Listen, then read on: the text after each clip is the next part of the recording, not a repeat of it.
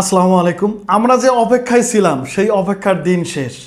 এখন চাইলে কিন্তু আপনার নগদ অ্যাকাউন্ট থেকে যে কোনো ধরনের অ্যামাউন্ট ট্রান্সফার করে বিকাশে নিতে পারবেন। আমরা কিন্তু সাধারণত জানি যে নগদ অ্যাকাউন্ট থেকে নগদেই টাকা ট্রান্সফার করা যায়, বিকাশ অ্যাকাউন্ট থেকে বিকাশে টাকা ট্রান্সফার করা যায়। এখন আপডেটের ফলে আপনি চাইলে নগদ থেকে আপনার নগদের টাকাগুলো বিকাশে ট্রান্সফার করতে পারবেন। আপনার যদি একটা নগদ অ্যাকাউন্ট থাকে কিভাবে ট্রান্সফার করবেন চলুন দেখিয়ে দিচ্ছি।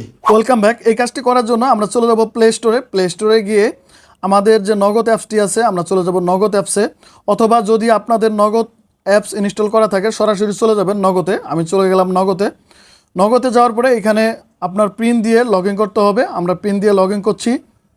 তো লগ ইন করার পরে আমরা কিন্তু এখানে অনেকগুলো অপশন দেখতে পারবো, আর এখান থেকে দেখতে পারবো মানি ট্রান্সফার। এই অপশনটাতে আমরা ট্যাপ করে দেব। এইখানে ট্যাপ করে দেওয়ার পরে এইখানে দেখেন মোবাইল ওয়ালেট নামে একটা অপশন দেখতে পারবো। আমরা সিম্পলিভাবে মোবাইল ওয়ালেটে ট্যাপ করে দেব। এরপরে এখান থেকে আপনি যে নাম্বারে টাকাটা ট্রান্সফার করতে চাচ্ছেন, অর্থাৎ যে বিকাশ নাম্বারে টাকাটা ট্রান্সফার করতে চাচ্ছেন সেই বিকাশ নাম্বারটা দিয়ে দেবেন।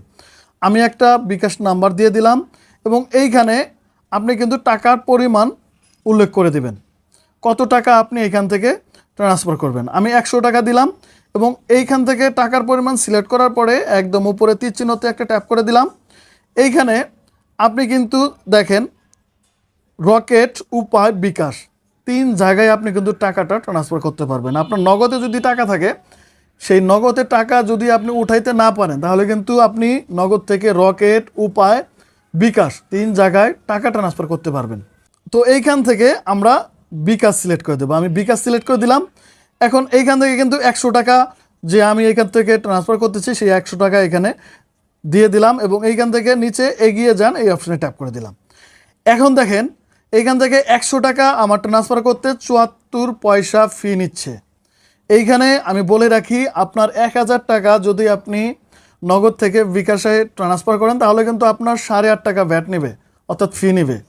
আপনি যে কয় হাজার টাকায় নগদ থেকে বিকাশে ট্রান্সফার করেন না কেন প্রত্যেক হাজারের জন্য আপনাকে 8.5 টাকা করে বাড়তি খরচ দিতে হবে।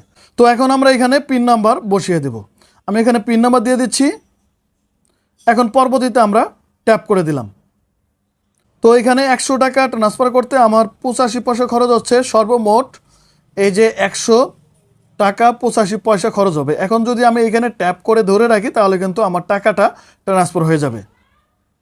তো আপনারা চাইলে কিন্তু খুব সহজেই আপনার নগদ অ্যাকাউন্ট থেকে বিকাশে, উপায়ে যে কোনো জায়গায় কিন্তু আপনারা যে কোনো অ্যামাউন্ট ট্রান্সফার করতে পারেন। তো সবাই ভালো থাকবেন, সুস্থ থাকবেন। আল্লাহ হাফেজ।